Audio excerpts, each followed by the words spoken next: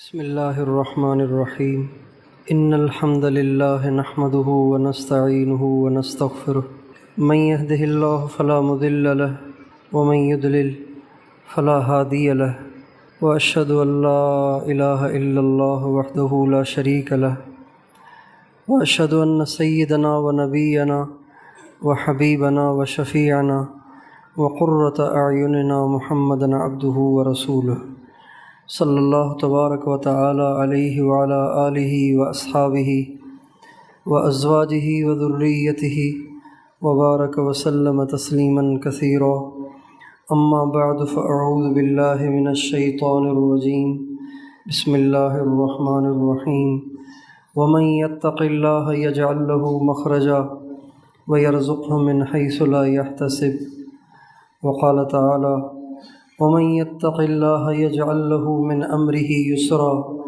إن الله بالغ أمره قد جعل الله لكل شيء قدرا سبحان ربك رب العزة عما يصفون وسلام على المرسلين والحمد لله رب العالمين اللهم صل على سيدنا محمد وعلى آل سيدنا محمد وبارك وسلم۔ دنیا ضرورتوں کی جگہ ہے اور دنیا میں دکھ بھی ہیں، سکھ بھی ہیں، خوشیاں بھی ہیں، غم بھی ہیں۔ دنیا میں رہنے والے ہر انسان کی یہ خواہش ہوتی ہے کہ میرے پاس کوئی ایسی اتھارٹی ہو، میرے پاس کوئی ایسی اتھارٹی ہو کہ جب کبھی مجھے کوئی کام پیش آئے تو اس کے ذریعے سے میرا کام ہو جایا کرے۔ یہ ہر انسان کی چاہت ہوتی ہے۔ چنانچہ اسی وجہ سے لوگ ہر نئے الیکشن میں جیتنے والے نئے آدمی سے تعلقات کو بڑھانے کی کوشش کرتے ہیں۔ کوئی نیا کونسلر آ گیا، کوئی نیا ناظم آ گیا، کوئی نائب ناظم آ گیا، اپنے علاقے کا نمبردار ہو گیا، سندھ میں وڈیرا ہو گیا، چودھری ہو گیا، تو ان سے تعلقات کو بڑھانے کی کوشش کرتے ہیں کہ جب کبھی ضرورت پڑے گی تو ان سے کام لے لیا کریں گے۔ ابھی تو بچے چھوٹے چھوٹے ہیں، بڑے ہو جائیں گے تو ان کو نوکریاں چاہیے، تو ایم این اے صاحب کام آ جائیں گے، ایم پی اے صاحب کے ساتھ تعلق ہوگا تو بچوں کی نوکریاں آسان ہو جائیں گی، اور گلی ٹوٹ گئی، گلی کی نالیاں ٹوٹ گئیں تو یہ کام آسان ہو جایا کریں گے۔ لہٰذا لوگ ایسی اتھارٹی تلاش کرتے ہیں کہ جس اتھارٹی کے ذریعے سے ان کے سارے کام ہو جایا کریں۔ اگرچہ یہ انسان کی غلط فہمی ہے کہ کسی بھی اتھارٹی سے اس کے سارے کام ہو جائیں، یہ غلط فہمی ہے، یہ دھوکہ ہے۔ اس لیے کہ دنیا کی سب سے بڑی طاقت، کسی ملک کی سب سے بڑی طاقت اس ملک کا وزیر اعظم ہے، اس ملک کا بادشاہ اور صدر ہے۔ اگر ان اتھارٹیوں سے ہی کام بنتے ہوں تو بادشاہ کا تو کوئی کام اٹکا ہوا نہیں ہونا چاہیے، وزیر اعظم کا تو کوئی کام اٹکا ہوا نہیں ہونا چاہیے، آرمی کے چیف کا کوئی کام اٹکا ہوا نہیں ہونا چاہیے، اور کسی بڑے بادشاہ کا کوئی کام پھنسا ہوا نہیں ہونا چاہیے۔ حالانکہ ہم دیکھتے ہیں کہ جس طرح عوارض غریبوں کو پیش آتے ہیں، اسی طرح وہی عوارض جس میں انسان بے بس ہو جائے، مجبور ہو جائے، وہ بادشاہوں کو بھی پیش آتے ہیں، وزیروں کو بھی پیش آتے ہیں، صدروں کو بھی پیش آتے ہیں، بڑے بڑے افسروں اور ایم پی ایز اور ایم این ایز کو بھی پیش آتے ہیں۔ تو اس سے پتہ چلا کہ یہ دنیا کی ساری اتھارٹیاں نام کی اتھارٹیاں ہیں، ان کی کوئی بیس نہیں ہے، ان کی کوئی بنیاد نہیں ہے، بس یہ انسان کی نظر کا دھوکہ ہے۔ تو انسان چاہتا ہے کہ کوئی اتھارٹی ہو تاکہ مشکل وقت میں کام آئے۔ اللہ تعالیٰ نے قرآن پاک کی اس آیت کے اندر جو میں نے آپ کے سامنے پڑھی ہے، اس آیت میں ایسی اتھارٹی دی ہے، ایسی اتھارٹی دی ہے، ایسی اتھارٹی دی ہے جس میں 1 روپے کا بھی خرچہ نہیں ہے۔ آپ کو کسی ایم پی اے سے یاری لگانے کے لیے لاکھوں روپے لٹانے پڑیں گے، اس کی دعوتیں کرنا پڑیں گی، اس کے چیلوں کی بھی چاپلوسی کرنی پڑے گی، اس کے چیلوں چماٹوں کے بھی آگے پیچھے پھرنا پڑے گا، ان کا بھی غلام بننا پڑتا ہے۔ پھر کہیں جا کے کسی ایم پی اور ایم اے تک رسائی ہوتی ہے، پھر ایم پی اے صاحب سن بھی لیں اور کر بھی لیں، بہت مشکل ہے، عام طور پر ایسے نہیں ہوتا۔ لیکن اللہ تعالیٰ نے ایک مفت میں ہر مسلمان کو ایسی اتھارٹی عطا فرمائی ہے، اگر وہ اتھارٹی کسی مسلمان کو حاصل ہو جائے تو وہ ضمانت ہے ہر مسئلے کے حل ہونے کا، ہر مسئلہ حل، ہر پریشانی ختم، ہر تکلیف دور، ہر مشکل آسان، اگر وہ اتھارٹی مل جائے۔ وہ اتھارٹی پیسہ نہیں ہے، وہ اتھارٹی عہدہ نہیں ہے، وہ اتھارٹی کرسی نہیں ہے۔ اللہ تعالیٰ فرماتے ہیں وَمَن يَتَّقِ اللَّهَ يَجْعَل لَّهُ مَخْرَجًا وَمَن يَتَّقِ اللَّهَ يَجْعَل لَّهُ مَخْرَجًا وَيَرْزُقْهُ مِنْ حَيْثُ لَا يَحْتَسِبُ۔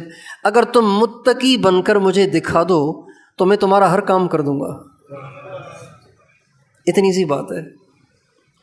آسمان پہ چڑھ کے نہ دکھاؤ، سر کے بل چل کے نہ دکھاؤ، بغیر کھائے جی کر نہ دکھاؤ، بغیر پیے جی کر نہ دکھاؤ، بس تم متقی بن کے دکھا دو۔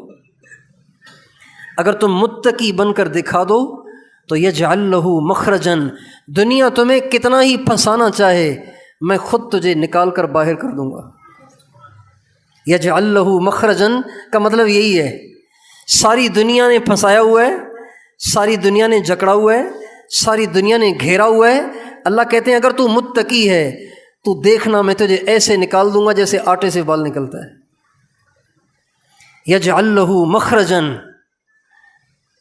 میں تجھے ایسے نکال دوں گا جیسے آٹے سے بال نکلتا ہے، بس تم متقی بن کے دکھا دو۔ اور ایک اور بڑا مسئلہ، معاشی مسئلہ ہمیں درپیش ہے۔ اللہ تعالیٰ فرماتے ہیں متقی بن کر دکھا دو میں تمہاری فقیری بھی دور کر دوں گا۔ وَيَرْزُقْهُ مِنْ حَيْثُ لَا يَحْتَسِبُ، تمہیں وہاں سے روزی دوں گا جس کو تم نے کبھی خواب میں بھی نہیں دیکھا، جس کا تمہیں کبھی خیال بھی نہیں آیا، وہاں سے میں تمہیں روزی عطا کروں گا۔ تو تقویٰ ایک اتھارٹی ہے، ایک بہت بڑی طاقت ہے، ایک بہت بڑا آسرا ہے، ایک بہت بڑی طاقت ہے۔ اگر انسان کو یہ حاصل ہو جائے تو انسان دنیا کا طاقتور ترین انسان بن جاتا ہے، اور دنیا کی فوجیں بھی اس کا کچھ بگاڑ نہیں سکتی، دنیا کے خدائی کے دعوے دار بھی اس کا کچھ بگاڑ نہیں سکتے اگر انسان متقی بن جائے تو۔ اب سوال یہ پیدا ہوتا ہے کہ متقی کسے کہتے ہیں؟ کیا ٹوپی پہن لینا اور داڑھی رکھ لینا، شلوار کو کے پانچوں کو ٹخنوں سے اوپر کر لینا، کیا یہ تقویٰ کہلائے گا؟ کیا اتنا کافی ہے تقویٰ کے لیے؟ تو نہیں، تقویٰ اس کا نام نہیں ہے۔ تقویٰ پتہ کسے کہتے ہیں؟ تقویٰ کہتے ہیں، حضرت ابی بن کعب رضی اللہ تعالیٰ عنہ سے حضرت عمر نے پوچھا، ابی، قرآن میں جگہ جگہ اللہ تعالیٰ نے متقی بننے کی رغبت دلائی ہے، متقی بننے پہ ابھارا ہے، تو تقویٰ کہتے کس کو ہیں؟ یہ حضرت عمر نے پوچھا حضرت ابی بن کعب سے۔ ہمارے نبی کے صحابہ میں سب سے بڑے قاری عبداللہ ابن ابی بن کعب ہے، ابی بن کعب۔ تو حضرت عمر سے حضرت ابی بن کعب نے کہا، امیر المومنین، آپ کبھی کسی ایسی پگڈنڈی سے گزریں، پگڈنڈی، چھوٹا سا رستہ، پگڈنڈی، جس کے دائیں طرف بھی کانٹے دار جھاڑیاں ہوں، بائیں طرف بھی کانٹے دار جھاڑیاں ہوں، بیچ میں پتلی سی رستی ہو، پتلا سا راستہ ہو، چھوٹا سا راستہ ہو، کبھی آپ کا گزر ہوا ہے اس سے؟ کہاں؟ کہ آپ کیسے گزرتے ہیں؟ کہ اس سے ایسے گزرتے ہیں کہ ادھر سے بھی دامن کو بچاتے ہیں، ادھر سے بھی دامن کو بچاتے ہیں، کہیں دامن کسی جھاڑی سے الجھ نہ جائے اور کہیں کوئی کانٹا چبھ نہ جائے، پوری احتیاط کے ساتھ درمیان سے آپ گزرتے بھی رہتے ہیں اور دامن کو جھاڑیوں سے بچاتے بھی ہیں۔ حضرت ابی بن کعب کہنے لگے، امیر المومنین، بس اسی کا نام تقویٰ ہے کہ دنیا میں زندگی گزارنا، بیوی بچوں میں رہنا، کاروبار کرنا، ملازمت کرنا، دنیا کے معاشی اسباب کو اختیار کرنا، لیکن ایسے احتیاط سے چلنا کہ اللہ کی کوئی نافرمانی نہ ہو۔ اس کو تقویٰ کہتے ہیں۔ نگاہوں کو بچا بچا کے چلنا، زبان کو سنبھال سنبھال کے چلنا، کانوں کو بچا بچا کے چلنا، اپنی شرمگاہ کو بچا کے چلنا، اپنے پیٹ کو حرام کھانے اور پینے سے بچا کے چلنا، اپنے دل کو غلط میلان سے بچا بچا کے چلنا۔ کہیں دل کسی اور طرف مائل تو نہیں ہو رہا؟ دل بھی مائل نہ ہو، نہ نگاہ دیکھے، نہ زبان بولے، نہ کان سنے، نہ دل کا میلان ہو۔ اس طرح بچ بچ کے زندگی گزارنا، سنبھل سنبھل کے زندگی گزارنا، احتیاط کے ساتھ زندگی گزارنا، اس کا نام تقویٰ ہے۔ چلو اس کو کہتے ہیں تقویٰ۔ یہ تقویٰ اتنی بڑی اتھارٹی ہے، اتنی بڑی اتھارٹی ہے، اتنی بڑی اتھارٹی ہے کہ ساری دنیا کی طاقتیں مل کر کسی کو پکڑ لیں، اگر وہ متقی ہے تو اللہ کا وعدہ ہے اللہ اس کو نکال دیں گے۔ آج لوگ بہت سے مسائل سناتے ہیں، اولاد نہیں ہے، بیوی سے نہیں بن رہی، روزگار نہیں ہے، ڈگری لی ہوئی ہے نوکری نہیں مل رہی ہے، پروموشن نہیں ہو رہا ہے، گھر میں برکت نہیں ہے، اور تنخواہ میں پورت نہیں ہے، تنخواہ سے ضرورتیں پوری نہیں ہوتیں، ابھی مہینہ باقی ہوتا ہے تنخواہ ختم ہو جاتی ہے، آپس میں محبتیں نہیں ہیں، بیوی مجھ سے بیزار، میں بیوی سے بیزار، بچے مجھ سے بیزار، میں بچوں سے بیزار۔ یہ عام طور سے گھروں کے مسائل ہیں۔ اللہ تعالیٰ نے ان سارے مسائل کا حل تقویٰ میں رکھا ہے۔ جس گھر کے افراد متقی ہوں گے، ان گھر کے افراد کو اللہ تعالیٰ کبھی بھی بے برکتی میں مبتلا نہیں کرے گا، آپس کی نفرتوں میں مبتلا نہیں کرے گا، تنگیوں میں مبتلا نہیں کرے گا، محتاجی میں مبتلا نہیں کرے گا، کسی پریشانی میں اللہ تعالیٰ ان کو مبتلا نہیں کرے گا۔ اگر پریشانی آئی بھی تو ان کے درجات کو بلند کرے گی اور ان کا دل پرسکون رہے گا۔ چنانچہ اللہ تعالیٰ قرآن پاک میں فرماتے ہیں وَلَوْ أَنَّ أَهْلَ الْقُرَىٰ آمَنُوا وَاتَّقَوْا لَفَتَحْنَا عَلَيْهِمْ بَرَكَاتٍ مِّنَ السَّمَاءِ وَالْأَرْضِ۔ اگر یہ بستیوں میں، شہروں میں رہنے والے لوگ دو کام کر لیں تو میں ان کے لیے زمین آسمان سے برکتوں کے دروازے کھول دوں۔ یہ قرآن میں لکھا ہوا ہے، کتنی واضح بات ہے۔ ہمارے معیشت کے ماہرین اور ہمارے سیاستدان اور ہمارے حکمران اور ہمارے کرتا دھرتا لوگ اس طرف نہیں دیکھ رہے کہ اللہ نے سارے مسائل کے حل ہونے کے لیے کیا اسباب بتائیں۔ کوئی دانشور کچھ بتا رہا ہے، کوئی دانشور کچھ بتا رہا ہے، کوئی تجزیہ نگار کچھ بتا رہا ہے، اپنی عقل کے گھوڑے دوڑا رہے ہیں، تو ہم سے تو غلطی ہو سکتی ہے، اللہ سے غلطی ہو سکتی ہے؟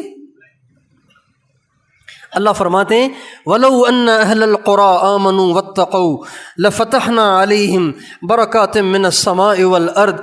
اگر یہ دنیا میں رہنے والے لوگ دو کام کر لیں، ان کے لیے برکتوں رحمتوں کے دروازے کھول دوں گا، زمین سے بھی کھول دوں گا، آسمان سے بھی کھول دوں گا۔ دو کام، ایک مسلمان ہو جاؤ، آمنو مسلمان ہو جاؤ،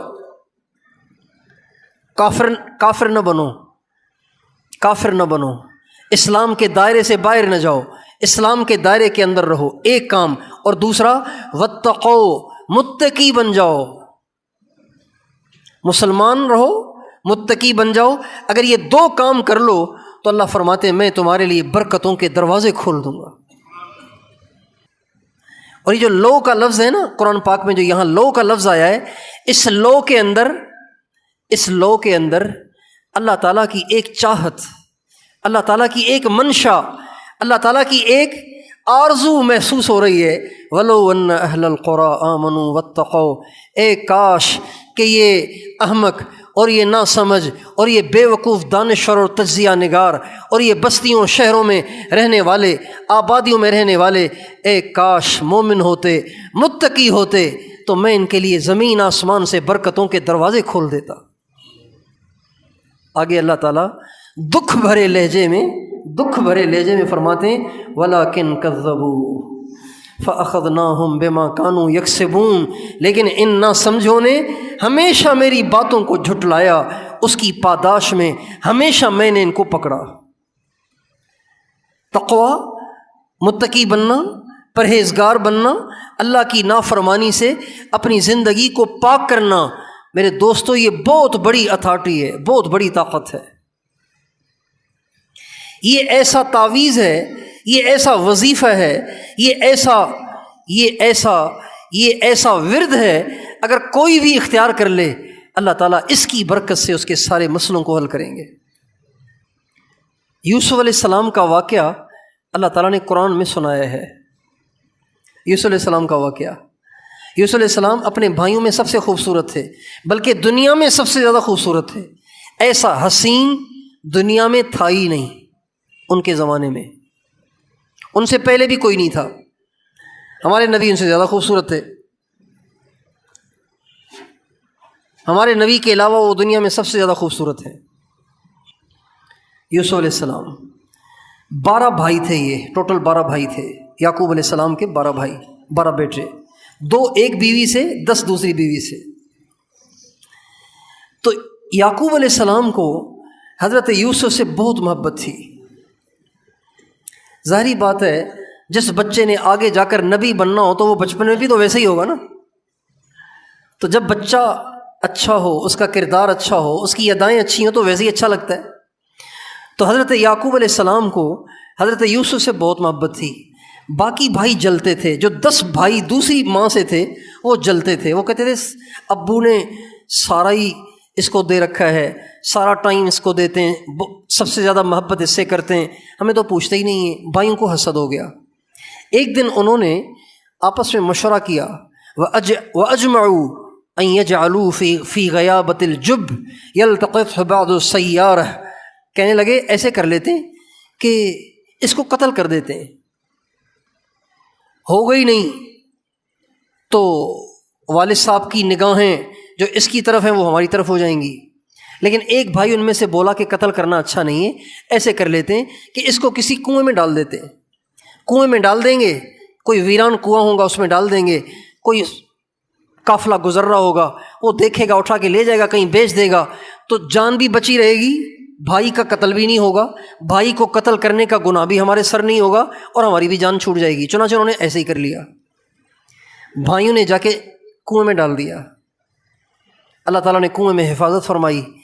ایک قافلہ گزر رہا تھا، اس نے سمجھا کہ پانی کا کنواں ہوگا، ڈول نیچے ڈالا تو دیکھا کہ خوبصورت بچہ بیٹھا ہوا ہے، انہوں نے وہاں سے اٹھایا اور جا کے مصر کے بازار میں بیچ دیا، مصر کے بازار میں بیچ دیا، مصر کے بازار میں بک گئے۔ وہاں سے عزیز مصر نے خرید لیا، جو مصر کا بادشاہ تھا اس نے خرید لیا، اس نے آ کے گھر میں اپنے نوکر بنا کے رکھ لیا۔ بیوی کو بہت اچھا لگا، کہنے لگی کہ بچہ بہت اچھا ہے، یا تو اس کو گھر میں کام کاج کے لیے رکھیں یا اس کو بیٹا بنا لیں۔ کچھ عرصہ گزرتے چونکہ خوبصورت بہت زیادہ تھے تو بادشاہ کی بیوی کی نیت خراب ہو گئی، اس نے برائی کرنا چاہی، سارے اسباب بنا لیے، لیکن یوسف علیہ السلام کی اللہ نے حفاظت فرمائی۔ جب یوسف علیہ السلام کی اللہ نے حفاظت فرمائی اور وہ بھاگ رہے تھے تو سامنے سے بادشاہ آ رہا تھا، عزیز مصر آ رہا تھا۔ اس نے کہا کیا مسئلہ ہے؟ پیچھے سے زلیخا بھی پہنچ گئی، تو زلیخا نے چالاکی کے ساتھ، ہوشیاری کے ساتھ، ہیرا پھیری کرتے ہوئے ایک دم کہا کہ دیکھو نا، آپ کی بیوی کے ساتھ کوئی برا سلوک کرے اور اس کو برائی میں مبتلا کرنا چاہے تو اس کی کیا سزا ہونی چاہیے؟ حالانکہ مجرم خود تھی لیکن الزام لگا لیا حضرت یوسف پہ۔ یوسف علیہ السلام نے کہا بھی میرا تو قصور نہیں ہے، ساری اسی کی شرارت ہے۔ چنانچہ ایک بچہ دودھ پی رہا تھا، اس نے گواہی دے دی کہ یوسف سچے، زلیخا جھوٹی، لیکن بادشاہ نے اپنا عیب چھپانے کے لیے ان کو قید خانے میں ڈال دیا، جیل میں ڈال دیا، جیل میں ڈال دیا۔ جیل میں رہے 12 برس، جیل میں رہے 12 برس، جیل میں رہے۔ جیل سے نکلے، جیل میں جب یہ رہتے تھے تو وہاں خوابوں کی تعبیر بڑی اچھی بتاتے تھے، خوابوں کی تعبیر بڑی اچھی بتاتے تھے۔ ایک قیدی رہا ہوا بادشاہ سے اس کا تعلق بن گیا، بادشاہ نے خواب دیکھا، بادشاہ اس کے بارے میں پریشان تھا، بادشاہ نے کہا کوئی ہے جو مجھے اس کی تعبیر بتائے؟ تو وہ جو جیل سے چھوٹ کے آیا تھا اس نے کہا ہاں جیل میں ایک ہے، بڑی اچھی تعبیر بتاتا ہے، کہا پوچھ کے آؤ۔ اس نے تعبیر پوچھی تو بادشاہ سن کے دنگ رہ گیا، کہا اس کو نکال کے لے آؤ۔ رہا ہوئے، جب رہا ہونے کا وقت آیا تو فرمانے لگے رہائی بعد میں قبول کروں گا، پہلے یہ بتاؤ کہ میں نے زنا کیا ہے کہ نہیں کیا؟ اگر میں تمہاری نظر میں پاک ہوں تو باہر آتا ہوں، ورنہ میں اندر ہی ٹھیک ہوں۔ چنانچہ یہ ثابت ہو گیا کہ زلیخا کی غلطی تھی، یوسف علیہ السلام پاک تھے، وہاں سے رہا ہو کے واپس آئے، بادشاہ سے ملے، بادشاہ کو تعبیر بتائی، بادشاہ نے کہا بس آج کے بعد آپ ہمارے ملک کے خزانچی ہیں۔ جیل سے اٹھا کے اللہ نے تخت پہ بٹھا دیا۔ اس زمانے کا معمول یہ تھا کہ کئی سالی تنگی پیش آتی تھی تو لوگ بادشاہ کے پاس جا کے غلہ لیا کرتے تھے۔ یعقوب علیہ السلام کو تنگی پیش آئی، بچوں کو بھیجا جا کے غلہ لے کر آؤ، تو وہ غلہ لینے گئے تو ان کے ساتھ حضرت بنیامین نہیں گئے، جو ان کے سگے بھائی تھے وہ نہیں گئے۔ یعقوب علیہ السلام نے کہا تم نے پہلے بھی میرا ایک پیارا بیٹا گم کر دیا تھا، اب تم اس کو بھی گم کراؤ گے، لہذا یہ میرے پاس رہے۔ ان 10 بھائیوں نے آ کے یوسف علیہ السلام سے کہا کہ حضرت اللہ آپ کو خوش رکھے، آپ ہم 10 کا بھی غلہ دے دیں، ایک اور بھائی بھی ہے اس کا غلہ بھی دے دیں۔ ان کا بھی وہ آئے ہی نہیں تو کیسے غلہ دوں؟ یوسف علیہ السلام پہچان گئے کہ میرے بھائی ہیں، چنانچہ یہ واپس گئے، اپنے بھائی کو اٹھا کر وہاں سے لے آئے۔ 11 بھائی یوسف علیہ السلام کے سامنے آئے تو انہوں نے 11 بھائیوں کا غلہ دے دیا، اور یوسف علیہ السلام نے ایک ہیلا اختیار فرمایا کہ لوگوں سے کہا کہ طریقے سے میرا جو پیالہ ہے یہ بنیامین کی بوری میں ڈال دو۔ طریقے سے بنیامین کی بوری میں ڈال دیا گیا۔ اب دوسرے خدام سے کہا میرا پیالہ گم ہو گیا ہے، معلوم کرو کہاں ہے۔ تو پتہ چلا کہ وہ تو شاید ان قافلے والوں کے پاس ہے۔ قافلے والوں سے پوچھا، ان کا خدا کا خوف کرو، ہمارے پاس پیالہ کہاں سے آیا؟ کہا نہیں، ہمیں تلاشی لینے دو۔ تلاشی لی تو بنیامین کی بوری سے نکل آیا۔ تو اس زمانے میں شرعی حکم یہ تھا کہ چوری جس کے پاس سے وصول ہو اس کو غلام بنا دو۔ چنانچہ بنیامین کو بادل ناخواستہ بھائیوں کو یوسف علیہ السلام کے حوالے کرنا پڑا۔ اس ہیلے سے یوسف علیہ السلام نے اپنے سگے بھائی کو حاصل کر لیا۔ جب حاصل کر لیا، اب یہ روتے روتے گئے اپنے والد کے پاس کہ ابو، پہلا بھائی بھی بھیڑیے نے کھا لیا تھا، اب کا بھائی اس نے چوری کی، بادشاہ نے پکڑ کے بٹھا دیا۔ کہا نہیں بیٹو، تم جاؤ، جا کے بادشاہ کی منت سماجت کرو، شاید اس کو رحم آ جائے، میرا بیٹا مجھے واپس کر دے۔ اب یہ آئے اور آ کے یوسف علیہ السلام کی منت سماجت کرنے لگے۔ یوسف علیہ السلام نے ان کی ساری منت سماجت سنی اور بعد میں فرمایا اچھا تمہیں پتہ ہے کوئی یوسف تھا؟ هل علمتم ما فعلتم بیوسف واخیہ اذ انتم جاہلون؟ تمہیں پتہ ہے یوسف تھا کوئی، اس کا بھائی تھا، تم نے اس کے ساتھ زیادتی کی تھی۔ جب یہ کہا تو ایک دم آنکھیں کھل گئیں، یوسف علیہ السلام کو دیکھ کر آنکھیں پھٹ گئیں، کہنے لگی اِنَّكَ لَأَنْتَ یوسف، کیا آپ یوسف تو نہیں ہیں؟ کہنے لگے ہاں میں یوسف ہوں، اور یہ میرا بھائی بنیان ہے۔ قد من اللہ علینا، اللہ نے ہم پہ احسان کیا، تم نے تو ہمیں گنوانا چاہا، اللہ نے ہمیں بچایا۔ آگے جو بات فرمائی نا وہ اصل میں سنانا چاہتا تھا۔ فرمانے لگے اِنَّهُ مَن يَتَّقِ وَيَصْبِرْ فَإِنَّ اللَّهَ لَا يُضِيعُ أَجْرَ الْمُحْسِنِينَ، جو متقی بنے گا اور صبر کرے گا اللہ اسے ضائع نہیں کرے گا۔ میں نے جلدی جلدی آپ کو واقعہ سنایا یوسف علیہ السلام کا، نچوڑ اس کا یہ ہے اِنَّهُ مَن يَتَّقِ وَيَصْبِرْ فَإِنَّ اللَّهَ لَا يُضِيعُ أَجْرَ الْمُحْسِنِينَ، متقی جو بنے گا اللہ اسے ضائع نہیں کرے گا۔ بھائیوں نے تو اسے بیچ ہی دیا تھا، بھائیوں نے تو اس کو قتل ہی کر دیا تھا، بھائیوں نے تو اس کا نام و نشان مٹا ہی دیا تھا، اللہ نے اسے تخت پہ بٹھا کے معزز بنا دیا۔ کیوں؟ اس لیے کہ یوسف متقی تھے۔ آج لوگ پریشان ہیں،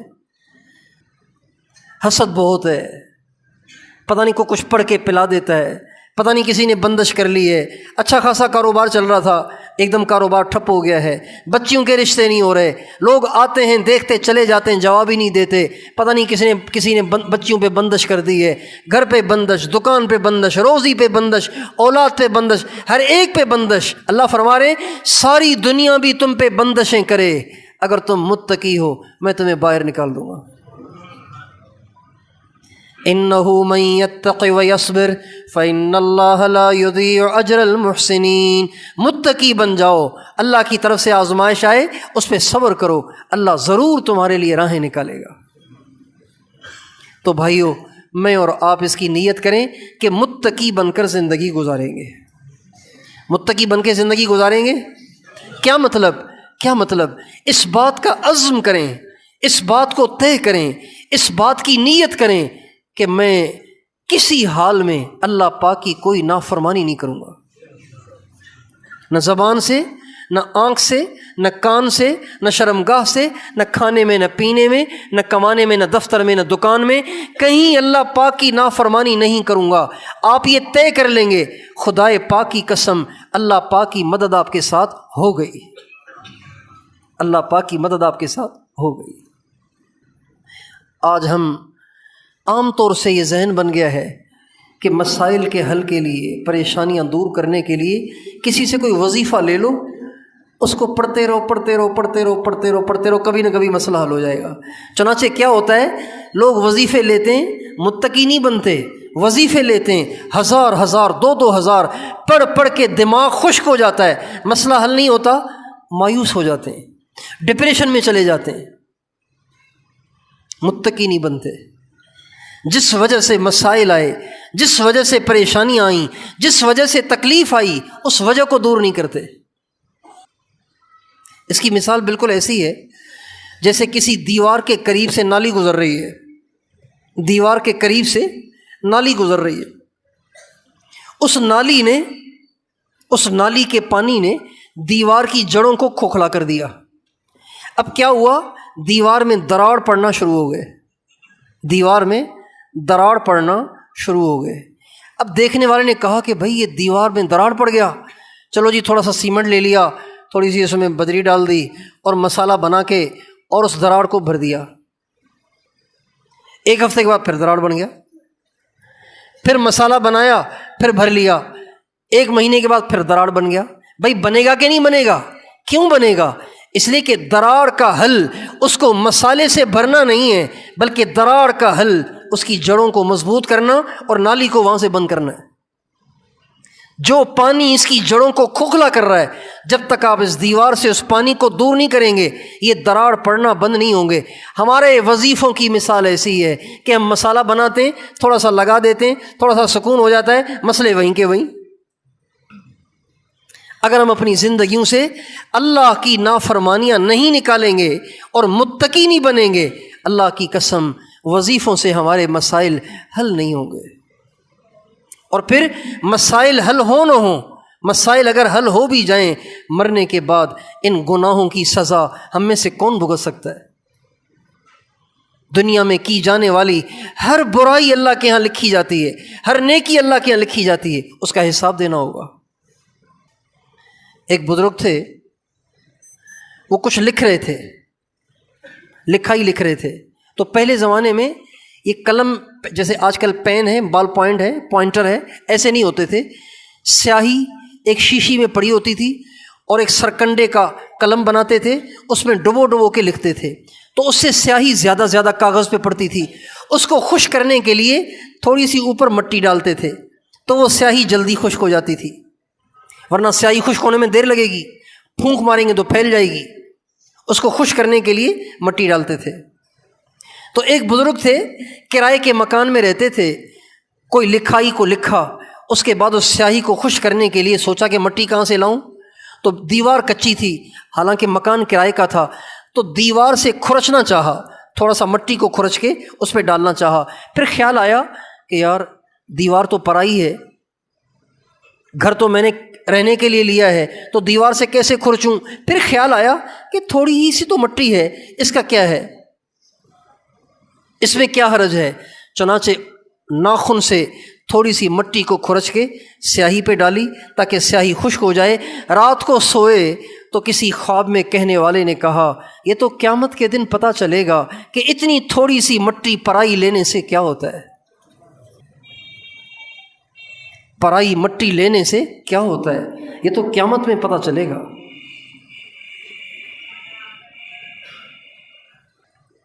کتنے دکاندار ہیں جو عورتوں کو دیکھنے کو جرم نہیں سمجھتے، عورتوں کے دیکھنے کو جرم نہیں سمجھتے۔ کتنے سرکاری ملازم ہیں جو وقت پر ڈیوٹی پر پہنچنے کی پابندی نہیں کرتے، دیر سے جاتے ہیں اور اس کو جرم نہیں سمجھتے، اور ناجائز تنخواہ کھا رہے ہیں اور بچوں کو کھلا رہے ہیں، بتائیے دعائیں کیسے قبول ہوں گی؟ ہمارے نبی سے کسی نے کہا یا رسول اللہ میرا دل کرتا ہے میں جب بھی اللہ سے دعا کروں میری دعا قبول ہو، کوئی اس کا نسخہ بتائیں؟ آپ نے فرمایا طیب لقمتک تو جب دعوتک، تو جب پیٹ میں کچھ ڈالے تو دیکھا کر کے پاک ہے یا کہ نہیں، حلال بھی ہے کہ نہیں۔ جب تو پیٹ میں صرف حلال ہی ڈالے گا تو پھر ہاتھ اٹھائے گا، اللہ تیرے ہاتھوں کو خالی نہیں لوٹائے گا۔ دعاؤں کی قبولیت کے لیے ساری رات تہجد، سارا دن روزہ شرط نہیں ہے، صرف اتنی شرط ہے کہ آپ کے پیٹ میں حلال ہونا چاہیے، آپ کے پیٹ میں ناجائز نہیں ہونا چاہیے۔ اور اللہ کا شکر ہے آج بھی ایسے لوگ ہیں جو ایسے کرپشن کے ماحول میں ناجائز نہیں کھاتے، جائز کھاتے ہیں۔ ہمارے ایک دوست ہیں کراچی کے، ان کے والد صاحب تھے ایکسائز میں تھے، ایکسائز میں بہت پیسہ بناتے ہیں وہ لوگ، بہت پیسہ بناتے ہیں۔ تو وہ ایکسائز میں 20ویں گریڈ کے افسر تھے۔ تو ہماری ملاقات ہوئی، کہنے لگے میرے والد صاحب کا انتقال ہو گیا۔ میں نے کہا اللہ تعالیٰ ان کو غرق رحمت کرے، ان کی بخشش کرے۔ پھر ایسی باتوں میں نے پوچھا کسی نے اس کو خواب میں دیکھا؟ کہنے لگے ہاں میری ہمشیرہ نے دیکھا تھا۔ میں نے کہا کیا کہا انہوں نے؟ کہنے لگے میری ہمشیرہ کو خواب میں آئے اور کہا بیٹی تمہیں پتہ ہے میرے استقبال کے لیے میرے جنازے میں اللہ پاک نے 70,000 فرشتے بھیجے تھے۔ ایک سائز کا 20ویں گریڈ کا افسر میرے جنازے میں میرے استقبال کے لیے اللہ تعالیٰ نے 70,000 فرشتے بھیجے تھے۔ میں نے اس سے پوچھا کہ اس کی وجہ کیا، کون سی ایسی نیکی تھی؟ کہنے لگے ساری زندگی میرے باپ نے اتنی بڑی نوکری کی لیکن 1 روپیہ گھر میں نہیں لائے، اور جب فوت ہوئے تو صرف 1 لاکھ روپے چھوڑ کے مرے، 1 لاکھ روپے چھوڑ کے مرے، اور ساری زندگی گاڑی نہیں خرید سکے۔ 20ویں گریڈ کے افسر، وہ جو کراچی میں منی بس چلتے ہیں نا، منی بس چھوٹا سا ایک بس ہے لیکن چھوٹی سی، اس میں کرایہ دے کے دفتر جاتے تھے، اسی میں واپس آتے تھے۔ سچائی کی زندگی گزار کر، حرام سے اپنے آپ کو بچا کر، مواقع کے ہونے کے باوجود اپنے آپ کو حرام سے بچایا، اللہ تعالیٰ نے اس کا انعام یہ دیا کہ جب فوت ہوئے تو استقبال کے لیے 70,000 فرشتے بھیج دیے۔ اس لیے میرے دوستو اگر ہم چاہتے ہیں اللہ تعالیٰ ہماری دعاؤں کو قبول کرے، ہماری پریشانیاں دور کرے، ہمیں حاسدین کے حسد سے بچائے، ہمیں بندش سے بچائے، ہمیں محتاجی سے بچائے، ہمیں بے سکونی سے بچائے، متقی بن جائیں، اپنی زندگی کو گناہوں سے پاک کریں، اپنی زندگی میں کوئی گناہ نہ ہونے دیں۔ ہاں اگر ہو جائے تو پھر توبہ میں تاخیر نہ کریں، فوراً توبہ کر لیا کریں۔ تو آپ سارے بھائی تیار ہیں؟ متقی بننے کے لیے تیار ہیں؟ اچھا متقی کیسے بنیں گے؟ اللہ تعالیٰ نے اس کا بھی حل بتا دیا ہے۔ متقی بننے کے لیے کسی یونیورسٹی میں داخلہ لینے کی ضرورت نہیں ہے، متقی بننے کے لیے کسی کالج میں داخلے کی ضرورت نہیں ہے۔ ان پڑھ بھی متقی بن سکتا ہے، عالم بھی متقی بن سکتا ہے، جاہل بھی متقی بن سکتا ہے، دکاندار بھی متقی بن سکتا ہے، اور ملازم بھی متقی بن سکتا ہے، بادشاہ بھی متقی بن سکتا ہے۔ اللہ تعالیٰ قرآن پاک میں فرماتے ہیں یا ایھا الذین آمنوا اتقوا اللہ، اے ایمان والو سب متقی بن جاؤ۔ اللہ میاں کیسے بنے؟ تو اللہ فرماتے ہیں وکونوا مع الصادقین، اہل اللہ کے ساتھ کچھ وقت گزارو تو متقی بن جاؤ گے، اللہ والوں کے ساتھ وقت گزارو متقی بن جاؤ گے۔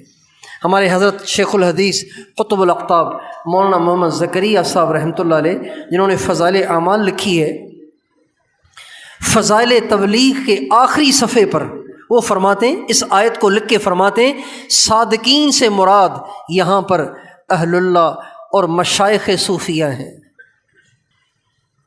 جب کوئی ان کے ساتھ جڑ جاتا ہے، ان سے تعلق بنا لیتا ہے، ان کی صحبت کو اختیار کر لیتا ہے، تو ان کی ولایت کے اثر سے اللہ اسے بھی متقی بنا دیتے ہیں۔ تو اللہ تعالی ہمیں متقی بننے کی توفیق دے، اہل اللہ کے ساتھ جڑنے کی اور ان کی صحبت میں آنے کی توفیق عطا فرمائے، ان سے استفادے کی توفیق عطا فرمائے۔